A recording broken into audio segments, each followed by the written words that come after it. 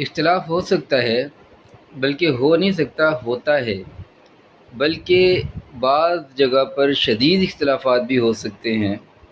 اور یہاں تک کہ اس قدر شدید اختلافات ہو سکتے ہیں کہ بندہ کسی موضوع پر ایک دوسرے سے بات کرنے سے بھی کترانا شروع ہو جائے، یا پھر بات بھی نہ کرے۔ سمجھ آتی ہے؟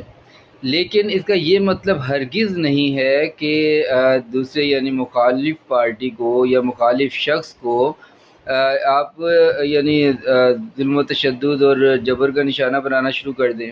یا پھر بے جا آپ مظالم شروع کر دیں، یا پھر یہ کہ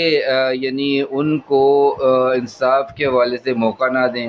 یہ ساری باتیں جو ہیں یہ بہت سوچنے سمجھنے والی ہیں، ورنہ اگر انصاف کے تقاضوں کو پورا نہ کیا جائے تو پھر تو یہ سراسر ظلم ہے، اور اس ظلم کی تو میں کبھی کسی موقع پر نہ حمایت کی ہے اور نہ ہی آئندہ انشاءاللہ